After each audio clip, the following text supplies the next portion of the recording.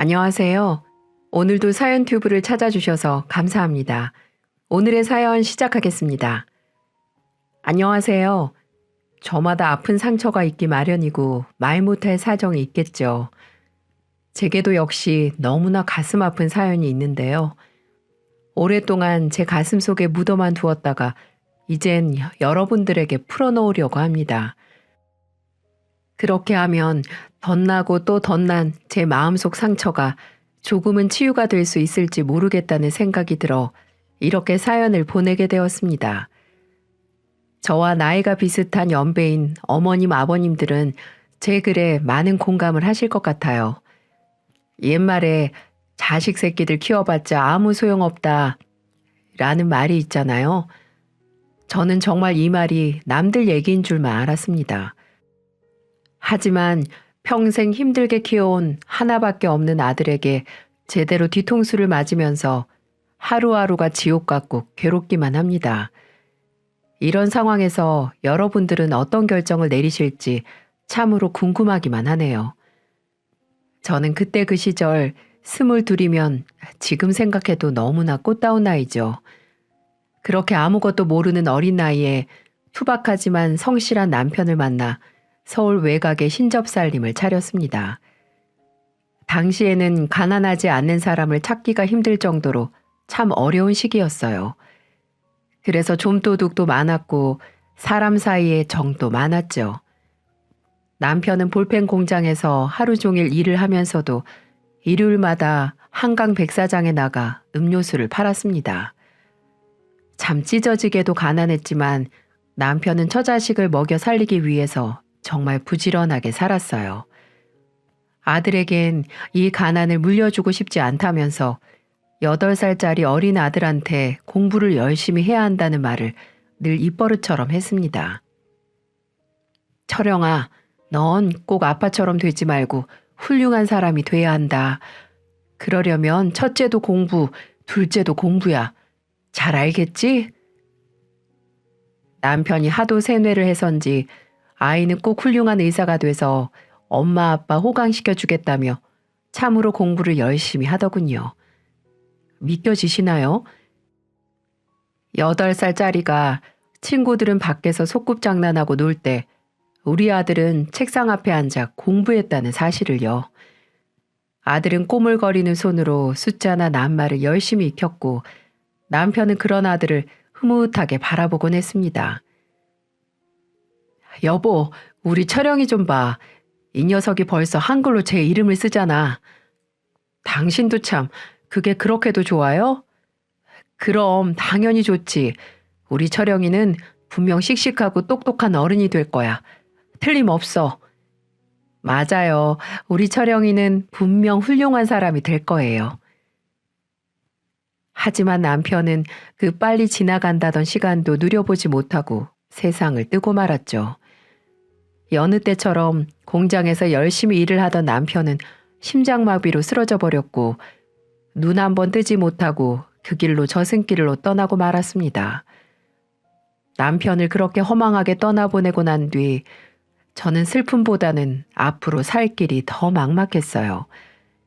그때 제 나이가 정확히 30이었거든요. 나이 30에 과부가 되니 참 힘들 일들이 많았습니다. 젊은 나이에 혼자가 되니 동네 양아치들이 찝적대는 사람들도 많았고 돈 많은 노인네가 한 달에 얼마 줄 테니 자기한테 시집 오라고 유혹하는 사람도 있었어요. 세상에 정말 별별 미친놈들이 많더라고요.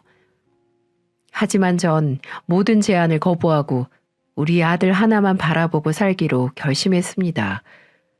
저만큼 아들이 받은 상처도 컸을 테니까요.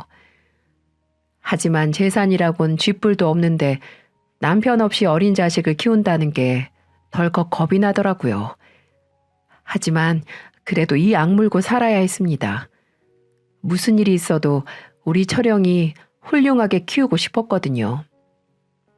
전 처음에 식당에서 설거지하는 일부터 시작했어요.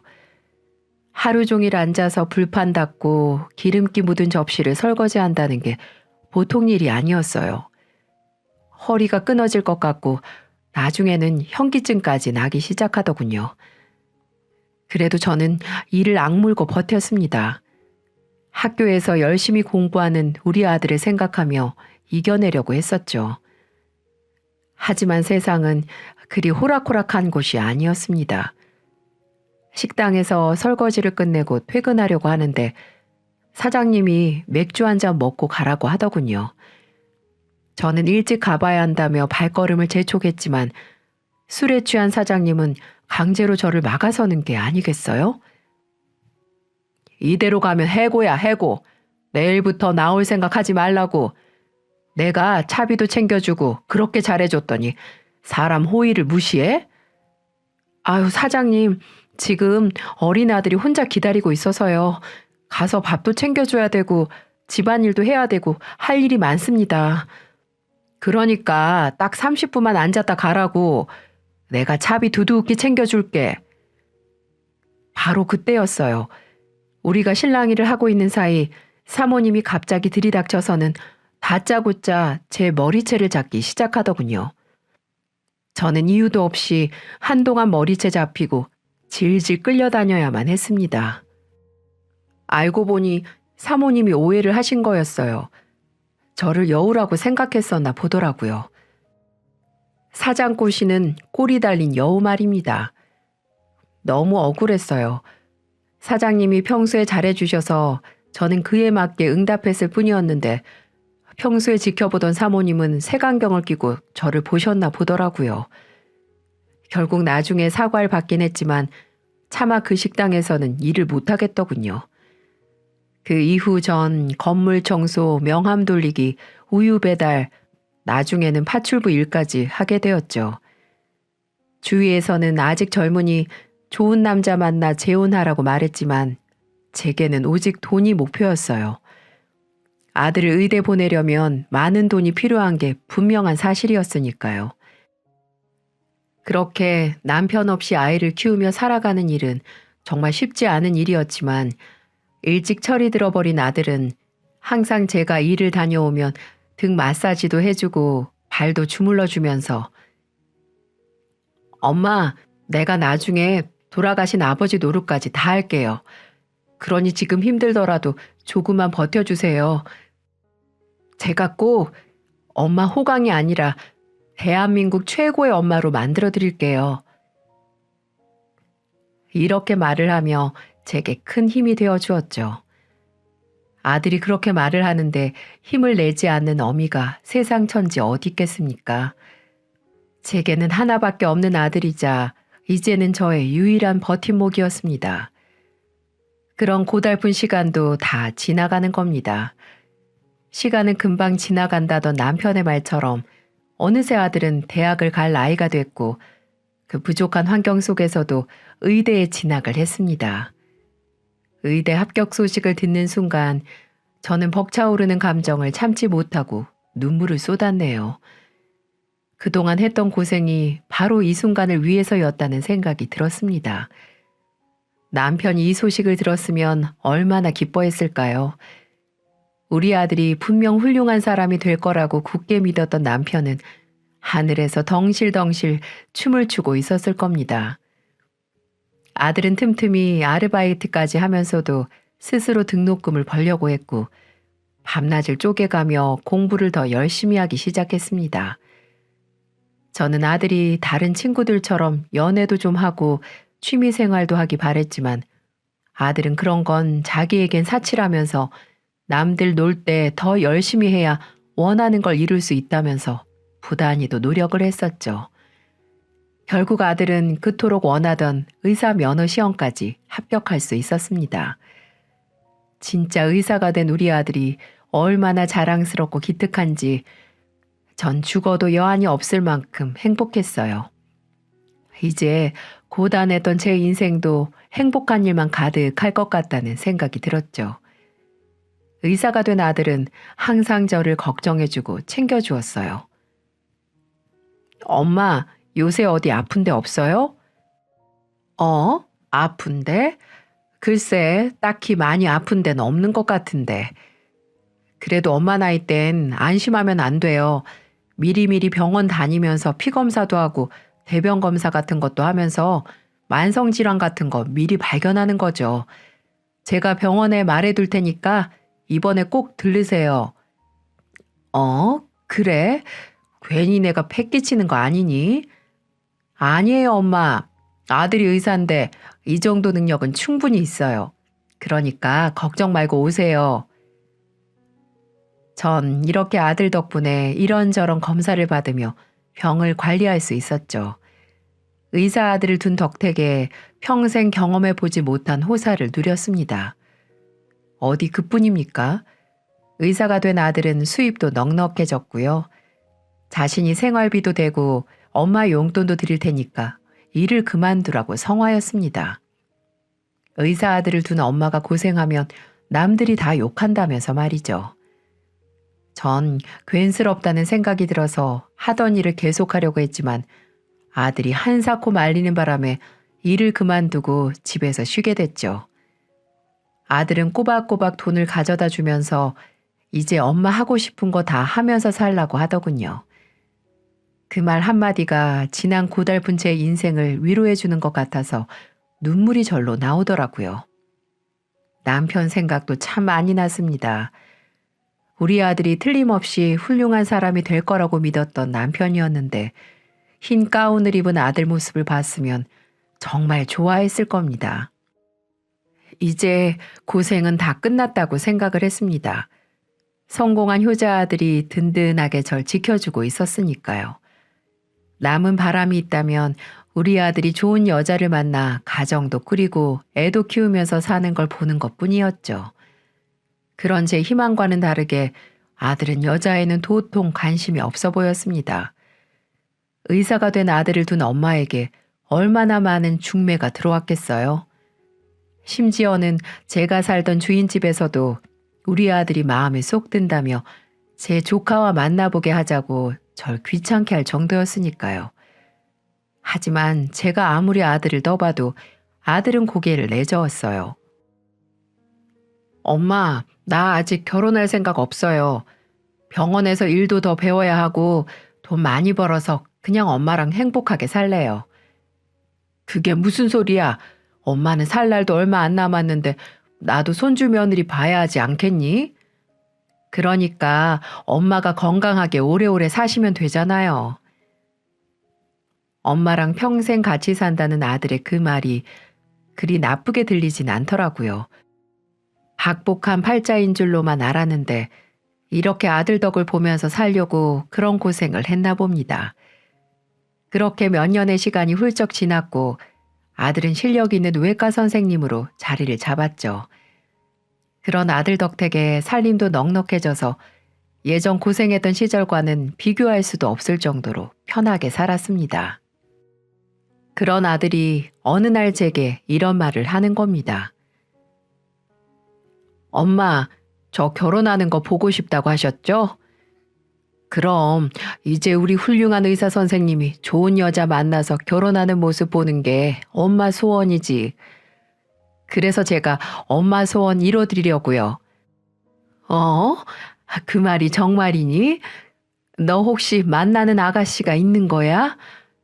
네, 사실은 얼마 전에 우연히 만난 여자가 있는데요. 사람이 너무 괜찮아요.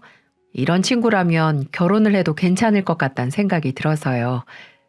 아유, 그래, 잘 됐구나. 잘 됐어. 그래야지, 얌. 근데 어떤 아가씨니? 우리 아들 결혼할 결심을 하게 만든 아가씨가 누군지 너무 궁금하구나. 그렇지 않아도 이번에 인사 한번 시켜드리려고 자리를 마련했어요. 분명 엄마도 보면 좋아하실 거예요. 두말하면 잔소리지. 우리 아들이 어련히 좋은 아가씨 골라 쓰려고. 우리 철영이가 결혼을 한다니까 이 엄마가 너무 좋다. 이제 엄마 품을 떠나서 제 가정을 꾸리며 산다는 게 한편으론 아쉽기도 하지만 자식의 행복한 인생을 빌어주는 게 부모 마음 아니겠어요? 전 연애에는 도통 관심이 없는 아들이 결혼을 결심했다는 소식에 진심으로 기뻤습니다. 그리고 아들이 데리고 온 아가씨를 처음으로 만나게 되었죠. 안녕하세요. 처음 뵙겠습니다. 이은이라고 해요. 반가워요. 전 철영이 엄마 되는 사람입니다. 네, 오빠한테 이야기 많이 들었어요. 어머, 어머니 그런데 나이답지 않게 참 고우시다. 그래요? 그렇게 말해주니 고맙네요. 진짜예요, 어머니. 아, 그리고 말씀 편하게 하세요. 어차피 며느리 될 사람인데 너무 존대하고 그러면 제가 불편해요. 그래요, 그럼 편하게 할게요. 뭐랄까요? 아들이 데리고 온 아가씨는 제 생각과는 매우 먼 타입이었어요. 저도 모르게 여성스럽고 조신한 며느리감을 상상했었나 봅니다.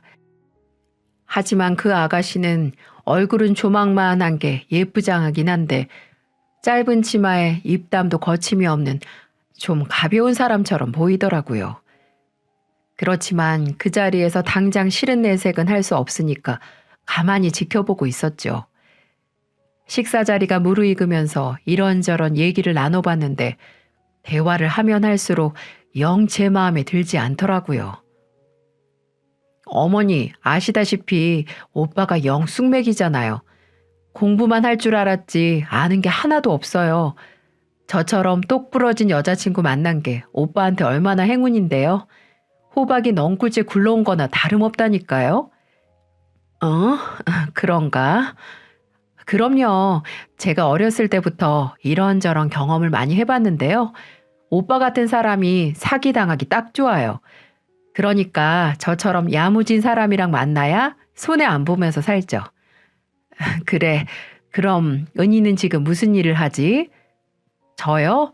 저 탤런트예요, 탤런트. 어머닌 잘 모르시겠지만 연속극에 단역으로 좀 나왔고요. 연극 무대도 좀 섰고요. 아, 그래? 뭐 그러고 보니까 어디선가 본 것 같기도 하고.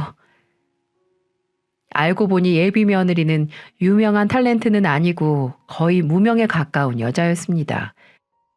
그러니 알아보는 사람보다 몰라보는 사람이 많았죠.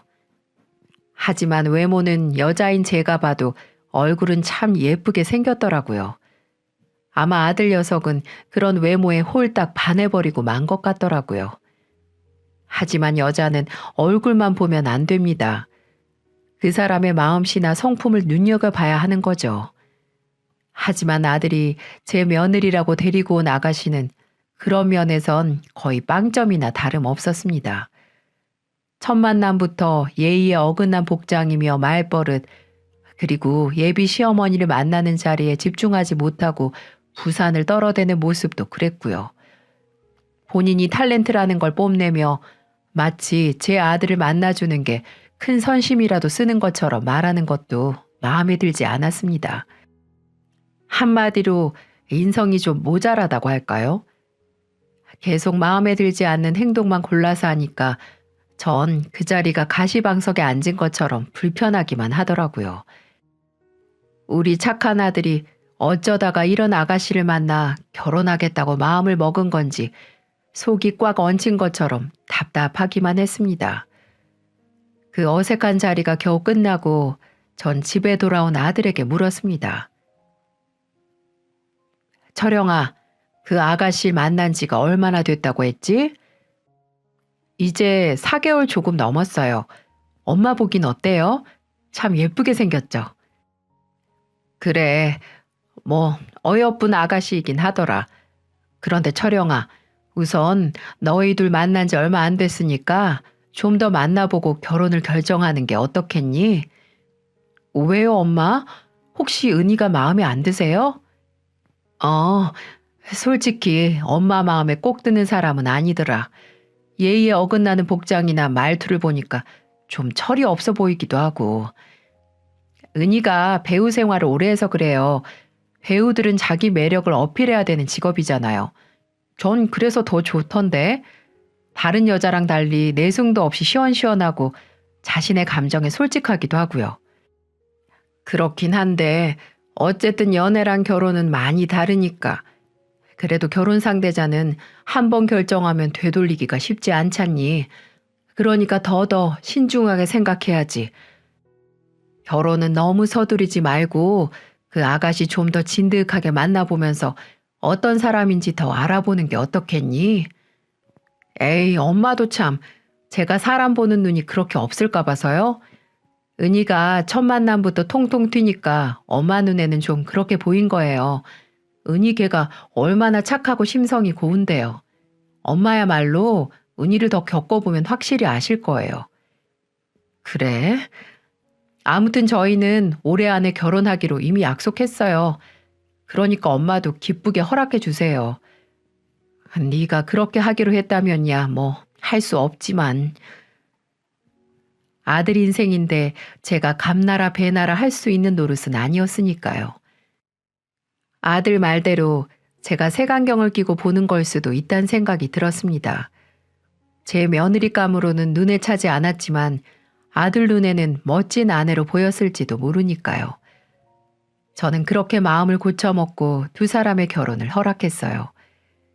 그렇게 그해 가을 아들은 결혼을 했고 저는 아들의 새로운 인생이 무탈 없이 행복하기만을 빌고 또 빌었습니다. 처음에 두 사람은 잘 사는 것처럼 보였어요. 아들에게 찰싹 달라붙어서 애교도 부리는 며느리가 한편으로는 어여쁘게도 보였고요. 그리고 제게도 어머니, 어머니 하면서 살갑게 잘 했습니다. 어머니, 저희 왔어요. 그래, 은희 왔니? 네. 그런데 어머니 파마하실 때가 된 것 같은데요. 머리가 너무 많이 풀렸네. 그러니? 네, 그렇다니까요. 이따가 저랑 같이 미용실 갔다 와요. 요새 제가 예쁘다고 생각한 머리가 있는데 어머니한테 아주 딱 잘 어울릴 것 같아요. 그래? 그럼 그래 볼까? 제잘거리는 산새처럼 성격이 밝고 발랄해서 아들 하나밖에 없던 제게 막내딸이 생긴 것 같은 기분도 들었고요. 살림 솜씨는 좀 서툴었지만 이것저것 배우려는 모습이 예쁘게 보였죠. 괜히 며느리를 오해했다는 생각에 조금 부끄럽기도 했습니다. 게다가 며느리는 제게 귀한 손자까지 안겨준 복덩이였습니다. 어머니, 어머니한테 드릴 선물이 있어요. 선물? 오늘 무슨 날도 아닌데 웬 선물이니? 어머니 곧 손주 보실 수 있을 것 같아요. 뭐? 은희 너 아이 가졌니? 네, 어머니 병원에서 확인했는데요. 저 임신했대요. 아이고, 그랬구나. 정말 고맙다, 은희야. 고마워. 에이, 고맙긴요. 이게 다 어머니가 제게 사랑을 듬뿍 주신 덕분이죠. 며느리가 행동이 좀 가볍고 여우 같은 면이 없진 않았지만 그래도 제 남편 좋아하고 제게 모나게 굴지 않는 게 다행이라고 생각했어요. 하긴 어떤 며느리가 와도 완벽할 수 있겠습니까? 전 두 사람이 다투지 않고 아이를 키우면서 단란하게 살면 된 거라고 생각했습니다. 그렇지만 며느리와의 갈등은 손자가 세상 밖으로 나오면서부터 시작됐습니다. 아무리 바빠도 혼자 계신 어머니가 신경 쓰인다며 자주 찾아오고 연락도 자주 했던 애들이었습니다. 그런 애들이 점점 제게 소홀해지는 것이 느껴졌죠. 물론 아이가 생겼으니까 이해 못할 일은 아니었습니다. 시어머니가 돼서 그 정도도 헤아리지 못하는 건 아니었으니까요. 그런데 그 정도가 너무 지나치다는 생각이 자꾸 드는 겁니다. 어쩌다 제가 찾아가도 반가운 기색 없이 냉랭하기만 하고요. 처음에 보였던 며느리의 살가움이 조금도 보이지가 않더라고요. 기다리다 못해 전화라도 한 통하면 수화기를 통해서 찬바람이 쌩쌩 불어오기 일쑤였어요. 은희야, 요새 어떻게 지내고 있니? 네, 잘 지내고 있어요. 그래, 우리 며느리랑 손자 생각이 궁금해서 연락 한번 해봤다. 네, 별일 없지? 네, 별일 없어요. 언제 한번 넘어오지 않을래? 애 데리고 가기가 힘들어서요. 나중에 봬요. 그래, 그러자꾸나. 출산 우울증이라도 있는 건지 며느리가 차갑게 구니까 여간 신경이 쓰이는 게 아니더라고요. 며느리만 그러면 좀 더 낫죠. 엄마 일이라면 발벗고 나서던 아들 녀석까지 연락이 뜸해지니까 제 마음이 헛헛해지는 겁니다. 그래도 명절이나 생일에는 꼭 찾아왔었거든요. 그런데 어느 날부터 이 핑계 저 핑계 대면서 절 찾는 날도 드물어지는 겁니다. 아무리 애 낳고 산다지만 좀 너무하다는 생각이 들었어요. 특히 아들 녀석에게는 서운한 마음이 더 짙었죠. 언젠 엄마랑 평생 같이 산다고 호언하더니만 제 마누라 새끼 생겼다고 이 애미는 거들떠도 안 보니까요. 아무리 좋게 생각해 보려고 해도 서러움이 북받쳐 오르는 건 어쩔 수가 없었습니다. 철영아, 엄마다. 요새 무슨 일 있나 싶어서 전화 한번 했어. 네가 하도 연락이 없으니까 궁금해서. 아, 그랬어요? 요새 병원 일이 너무 바빠서요. 언제 한번 내려갈게요. 엄마, 나 좀 바빠서 통화 오래 못해요. 어? 아, 그래, 알았다. 꼭 한번 내려와라. 네, 끊어요. 매번 이런 식이었어요. 그러다 보니 이제 아들 내외 얼굴 보기가 1년에 한두 번 보는 것도 쉽지가 않더라고요. 그렇게 원하던 며느리 손자 다 봤는데 이렇게 말년을 쓸쓸하게 보내다 갈 것만 같아서 마음이 무거웠습니다. 그러던 어느 날이었어요. 명절이 다가오자 모처럼 아들 내외를 볼 수 있다는 생각에 제 기분은 들떠 있었죠. 그런데 아들한테서 뜻밖의 오지 못하겠다는 연락이 오더라고요. 엄마, 죄송한데 이번에는 못 내려갈 것 같아서요. 아니 왜? 명절에 겨우 아들 얼굴 한번 보는데 왜 못 내려와? 이번 명절에 장인 장모님 모시고 제주도 한번 내려가기로 했어요. 그러다 보니까 일정이 영 빡빡해서 이번에 못 내려가고 다음에 시간 한번 내서 따로 내려갈게요. 뭐? 그러니까 사돈 어른 모시고 여행 가서 못 오겠다는 거니? 네, 장인어른 칠순 겸해서 여행 한번 다녀오기로 했어요. 이번에는 엄마가 한 번만 이해해 주세요. 네? 아들 입에서 나온 말이라곤 믿기지가 않더라고요. 바깥사돈 칠수는 아직 한참이나 남았는데 굳이 명절 연휴를 껴서 여행을 간다는 게 납득이 되지 않았고요. 언제부턴가 찬밥 신세로 전락한 제 처지가 참 불쌍하게 생각되더군요. 그런 마음이 드니까 며느리한테 한마디 해야겠다는 생각이 들었습니다. 네, 어머니 무슨 일이세요? 은인이? 너 이번 명절에 못 올라온다고 하던데 진짜 올라오지 못하는 거야? 오빠한테 말씀 못 들으셨어요? 이번에 저희 부모님 모시고 제주도 한번 다녀오려고요. 그동안 번듯한 여행 한번 못 보내드려서요. 그래, 그건 알겠는데 나도 좀 서운한 마음이 드는구나. 네? 어머니가 왜요? 왜라니? 나도 이번 명절에 너희 얼굴도 보고 귀여운 손자 재롱도 보려고 기대를 하고 있었는데 말이다. 명절 아니면 너희도 잘 내려오지도 않잖니. 사돈 어른들 모시고 여행 가는 건 좋은데 혹시 다른 날로 바꾸면 안 되겠어? 나도 니들 얼굴 본 지가 1년도 다 돼가는구나. 안 돼요. 이미 비행기 표랑 호텔도 다 예약해서 바꿀 수가 없어요. 그리고 왜 그리 속이 좁으세요, 어머니? 무슨 애도 아니고요. 우리가 알아서 찾아뵐 거니까 이런 걸로 귀찮게 하지 마세요. 안 그래도 애 때문에 힘들게 육아전쟁하고 있는데 어머니까지 왜 그러세요? 뭐? 너 말이 너무 심한 거 아니니? 어머니는 계속 했던 말 반복하게 만드니까 그러는 거죠. 저 바쁘니까 끊을게요. 들어가세요. 뭐? 아니 은희야.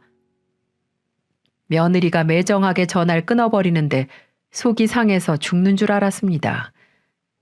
제가 이렇게까지 부탁을 하는데도 조금도 생각해보지도 않더라고요. 대체 이게 무슨 경우인가 황당한 마음이 진정도 안 되고 기분이 영 찜찜했습니다. 그리고 1시간이나 지났을까요? 아들놈에게서 전화가 걸려오더라고요. 전화를 받았더니 아들이 격앙된 목소리로 제게 막 뭐라고 하는 게 아니겠어요? 엄마, 왜 은희한테 전화해서는 잔소리 하세요? 제가 못 내려간다고 미리 말씀을 드렸잖아요. 아니, 그거 하나 이해하지 못해요? 철영아, 엄만 그게 아니고 집사람도 저 쉬는 날 겨우 일정 잡아서 여행 한번 가는 거예요. 그걸 엄마가 트집 잡으니까 애가 스트레스 받아서 죽겠다잖아요. 엄마는 그렇게 며느리 잡아서 속이 시원해요? 아니, 얘가 정말 내가 언제 은희를 잡았다고 그래? 그냥 일정을 변경하는 게 어렵냐고 물은 것뿐인데. 그 말이 그 말이잖아요. 제가 제주도 다녀와서 어련히 엄마 집에 찾아갈까. 정말 어른답지 못하게 왜 그래요 정말? 뭐? 너 말 다 했니? 아, 됐어요 됐어. 엄마가 자꾸 이러면 이번 명절만이 아니라 평생 못 내려갈지도 모르니까 그렇게 아세요. 뭐라고? 흥분한 아들이 저한테 그렇게 쏘아대고는 전화를 툭 하고 끊어버리는데 얼마나 제 마음이 아프던지요. 단 한 번도 제게 목소리를 높인 적이 없던 아들인데 마치 딴 사람처럼 구는 모습이 당최 적응이 되질 않는 겁니다. 이뿐만이 아니었어요. 1년에 한 번뿐인 제 생일날이었어요. 저는 아무리 바빠도 이날은 제게 와줄 거라고 믿었죠. 하지만 이날도 아들 부부는 제게 생일 선물을 주는 대신 큰 아픔을 선사해 주더군요. 생일 전날까지도 아들 부부의 전화를 기다렸는데 전화 한 통이 없더군요. 그래서 걱정되기도 해서 제가 먼저 전화를 걸었죠. 철영아, 요즘 무슨 일 있니? 요새 왜 통 전화가 없어? 걱정돼서 전화해봤다. 아, 엄마, 별일 없으시죠? 무슨 일로 전화하셨어요? 무슨 일이긴, 엄마가 아들한테 일이 있어야 전화하니? 그리고 내가 이 말까진 안 하려고 했는데 내일 엄마 생일인데 전화 한 통도 없어서 전화해봤다. 좀 서운하구나. 에이, 엄마, 요즘 누가 일일이 생일을 챙겨요. 바빠 죽겠구만. 엄마는 아들이 열심히 잘 사는 모습이 엄마 생일 선물 아닌가요? 아무튼 죄송해요. 나중에 찾아뵐게요. 뭐? 넌 네 처자식만 중요하고 이 애미는 눈에도 안 보이니? 엄마 아픈 데는 없는지 무슨 걱정은 없는지 어떻게 지내는지 궁금하지도 않아? 그리고 너 애 낳고 한 번도 오지 않았어. 왜? 네 마누라가 가기 싫대? 아, 사실은 엄마 집에 가면 이상한 냄새 나고 위생상 애한테 안 좋다면서 자꾸 안 간다고 하네요. 그렇다고 저만 갈 수도 없는 노릇이고요. 나중에 애가 좀 크면 그때 갈게요. 뭐? 너 말 다 했어? 저는 아들이 하는 말에 깜짝 놀라고 말았습니다. 다른 이유도 아니고 냄새나고 더럽다고 저를 찾아오지 않는다니요. 제 집 주변에 공장이 있어서 냄새가 날 수 있다는 건 인정합니다. 그렇다고 안 온다는 게 말이 되는 소린가요? 그리고 아들 혼자 와서 잘 지내는지 들여다볼 수 있는 건데 며느리가 가기 싫다고 했다고 자기도 안 온다니요. 이때 처음으로 아들에게 배신감이라는 걸 느낄 수 있었네요. 너무나도 변해버린 아들, 이제는 점점 낯설어지기 시작하더군요. 그렇게 아들에게 일방적으로 당하고 보니까 인생이 참 덧없게 느껴지는 겁니다. 차라리 이 모습을 보지 못한 남편이 다행이란 생각이 들 정도였어요. 저는 그날 서러운 마음에 남편 사진을 붙들고 통곡을 하고 말았죠. 아무것도 모르는 사진 속 남편은 빙그레 웃기만 하는데 차라리 혀 확 깨물고 남편 곁으로 갈까 이런 생각도 했답니다. 이젠 다시는 아들 인생에 끼어들지 말아야겠다는 생각도 했어요. 제가 아이들 인생에 걸림돌이 된다면 그게 맞는 거겠죠. 그것 역시 부모의 역할이라면 마땅히 그렇게 하는 게 맞습니다. 그렇게 전 아들 며느리에게 일체 연락을 하지 않았습니다. 그런데 아들놈도 제게 연락을 하지 않더라고요. 내심 아들이 죄송하다며 사과를 할 거라고 기대했습니다. 하지만 제 생각은 큰 오산이었어요. 아들 내외와 전 무려 5년이라는 시간 동안 통화 한 번, 문자 한 번 주고받지 않고 살았습니다. 아니네요. 제가 먼저 중간에 한 번 한 적이 있었는데 제가 아들 잘 살지? 이렇게 문자를 보내니 아들은 네. 이렇게 단답형으로 한 글자로 문자를 보내더이다. 2년 만에 연락했는데 잘 사시냐는 말도 없이 네 하고 끝이라뇨. 저는 결국 너무 자존심이 상해 그 이후로 어떤 연락도 하지 않았습니다. 제가 안 하니 아들 며느리 아무도 기다렸다는 듯 저를 없는 사람 취급을 하더군요. 참 서러웠습니다. 정말 죽고 싶을 정도로 가슴이 아프더군요. 마시지도 못하는 막걸리를 마시며 얼마나 울었는지 몰라요. 얼마나 가슴을 부여잡고 서럽게 울었는지 모릅니다. 나중에 알고 보니까 아들이 왜 제게 연락을 안 한 줄 아시나요? 바로 그 탤런트했다던 며느리 때문이었습니다. 제가 애들 신혼 초에 며느리한테 했던 잔소리가 마음에 담고 있었나 보더라고요. 저는 솔직히 잔소리라고 생각하지도 않았습니다. 시애미가 며느리한테 이것저것 몇 마디 할 수 있다고 생각했어요. 그것도 모두 아들과 관련된 내용들이었습니다. 예, 우리 아들 밥 꼬박꼬박 챙겨야 한다. 아침 안 먹으면 하루 종일 힘이 없어서 안 돼. 예, 집이 이게 뭐니? 화장실이고 주방이고 이렇게 더럽게 살면 어떡해. 설거지 제때 안 하면 냄새 나는 거 몰라? 시간이 지금 새벽 2시가 넘었는데 아직도 밖에서 놀고 있는 거야? 여자가 결혼했으면 일찍 다녀야지. 우리 아들이 전화 왔잖니. 너 전화 안 받는다고. 어여 들어가라. 꼭 들어가서 전화해라. 알겠니? 이렇게 저는 며느리가 주부로서 도리를 하지 못할 때 어른으로서 질책을 한 적이 있었습니다. 그리고 너무 며느리한테 아들이 잡혀 사는 것 같아 나무란 적도 있었고요. 그게 며느리한테는 시집살이로 들렸나 보더라고요. 어쩌다 한번 아들 집에 가서 말했을 뿐인데 이렇게 손주 낳고 매정하게 나오니까 요즘 애들이 독하다는 생각까지 들더군요. 그리고 며느리는 그렇다 쳐도 아들내미까지 똑같이 행동을 하니 제가 속에서 부글부글 끓지 않을 수가 있겠습니까? 그렇게 아들놈과 연락을 끊고 지낸 지 6년째가 다 되어갈 무렵 여느 때처럼 혼자 저녁상을 준비하고 있는데 누군가가 초인종을 누르더라고요.